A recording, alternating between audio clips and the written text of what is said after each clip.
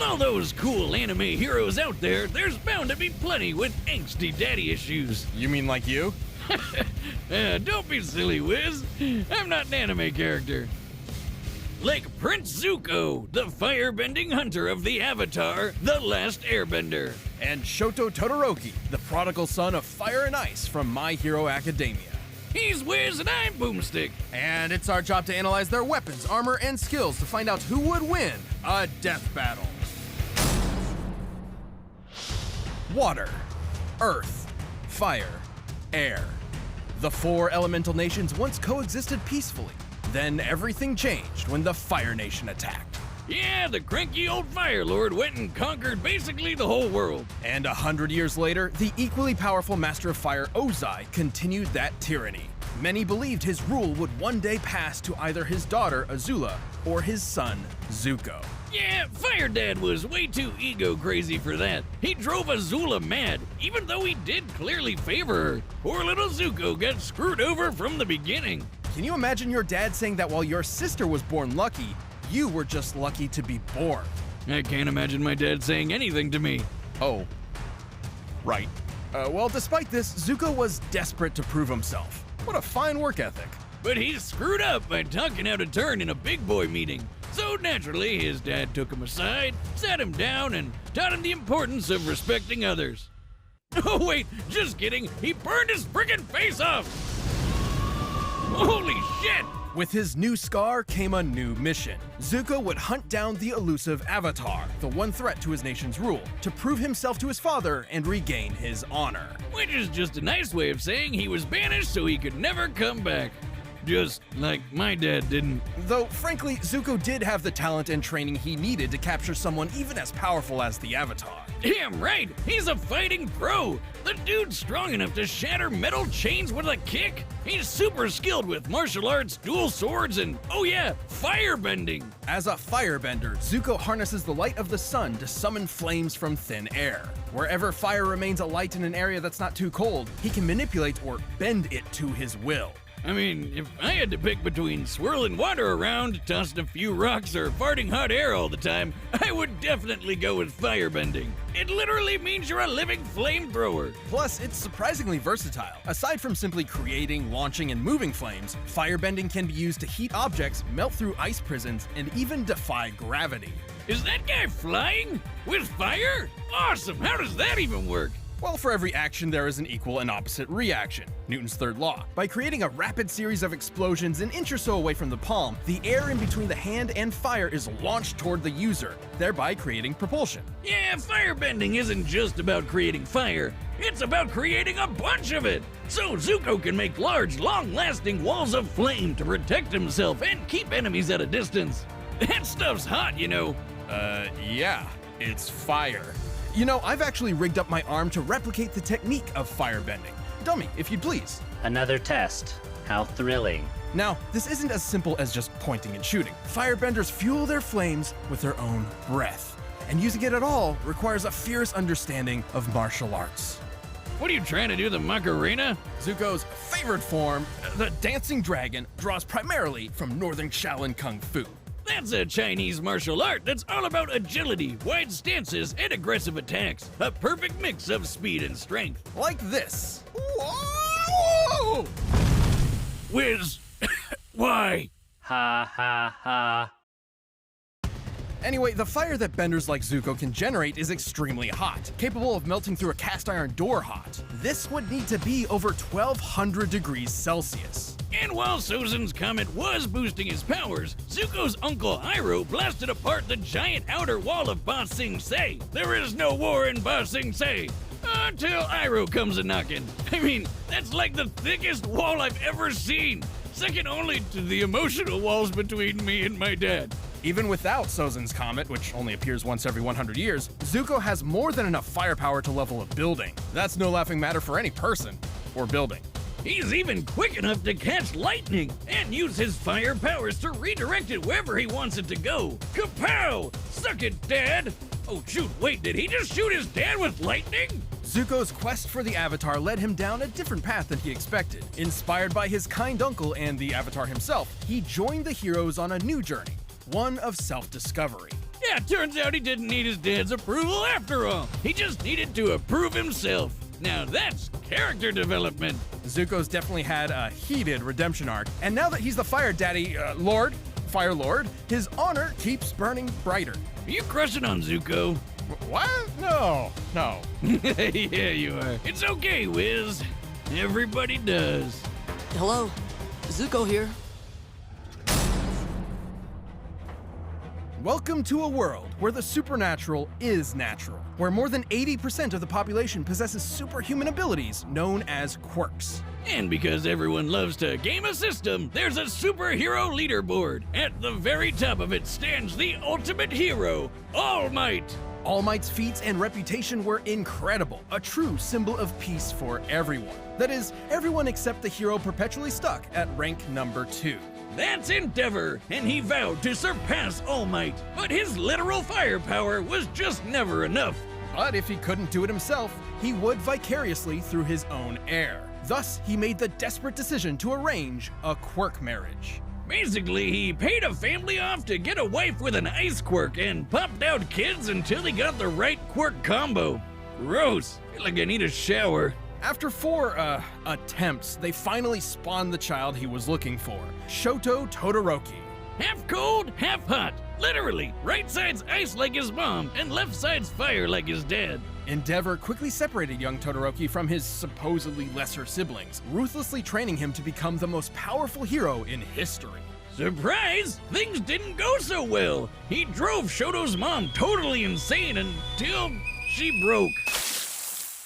Pouring boiling water on her son's left side, because it reminded her too much of him. Okay, this is getting super heavy for a colorful cartoon about superpowers and frog people. Fortunately, Todoroki never truly fell for his father's disgusting manipulation. He attended UA High School, a hero academy, and worked to use his power for good.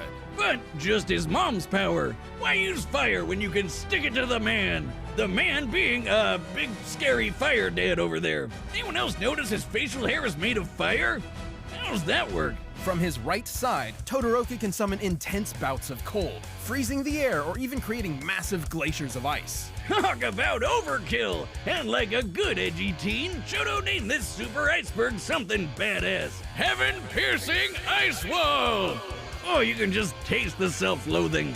He can create sheets of ice to slide on or propel himself forward as if riding a Heeley. While he can't manipulate the ice after he's launched it, he has extremely precise control over its initial release. He can even freeze opponents so thoroughly that they are frozen both inside and out, effortlessly causing necrosis and shattering body parts. Seriously, that's so dark. It's chilling. Talk about having a cold shoulder. But Todoroki has a problem. While he is highly resistant to cold, he's not immune. Here I am. Guess I'll die. Oh, I won't be needing you this time, dummy. Genuine joy. Casting too much ice from his right side will cause his body temperature to drop until he falls unconscious, potentially even suffering frostbite. I mean, it takes freezing an entire building before side effects even start to show up, so it's not all. Why'd you even make the stupid robot? That's why Endeavor chose to mix ice with fire. See, he had the same problem with his own fire quirk, but with cold and hot combined, they could counter each other's weaknesses. Thankfully, Shoto met a friend who helped show him that his fire wasn't his father's, it was his own. You tell him, Deku. Finally, the full power of Icy Hot was unleashed. Hey, you think you could help my back?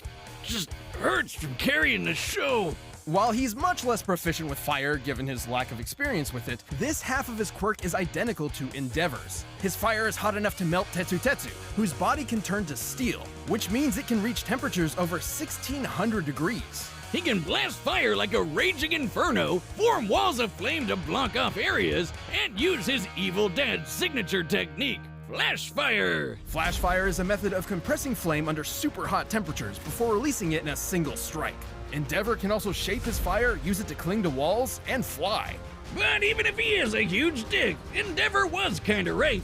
Fire and ice combined put both quirks at their best. Shoto's one of the best in his class, taking hits from a tank like Deku, fighting top-tier foes like Stain, and keeping up with classmates like Bakugo and Tokoyami, who can block Kaminari's electricity. And while he's often criticized for relying too much on his quirk, Todoroki is incredibly smart and a quick thinker, reading and setting traps for his opponents in the blink of an eye. And after all that craziness, he finally patched things up with his mom, and somehow even inspired his dad to try and be a better person. What a nice story. I wish he could inspire my dad too. Not Mama, though. She's already perfect. Well on his way to becoming a successful hero, Shoto Todoroki no longer fights in spite of his father, but for himself and the sake of others. I wanted to. I'll be a hero. All right, the combatants are set, and we've run the data through all possibilities. It's time for a dead battle!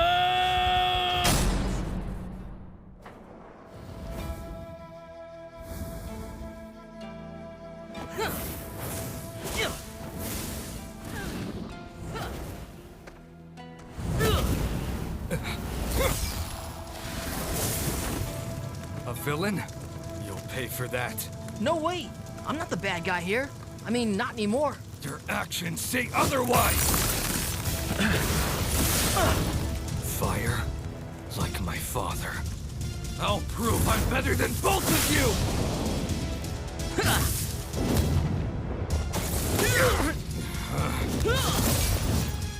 What's the matter?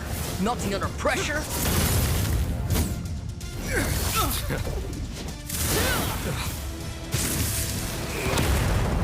He's just... like me.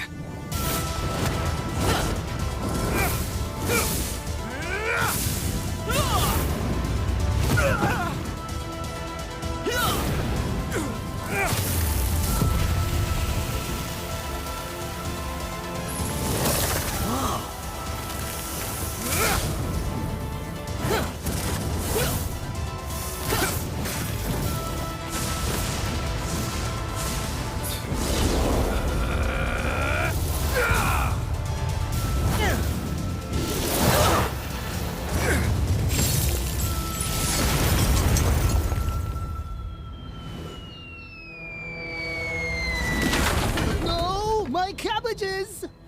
I never intended to finish you with fire. You could obviously block it. But not this. It's over.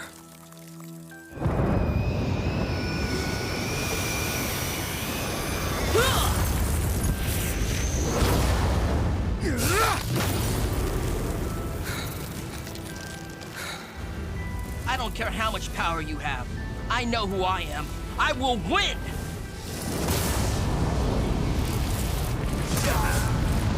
Then I'll have to go beyond.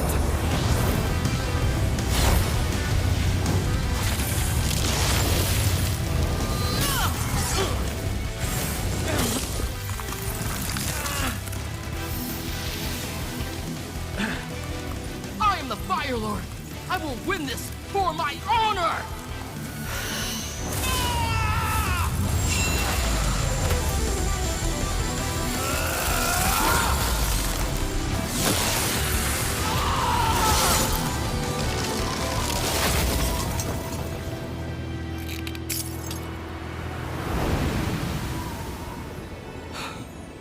Apologies.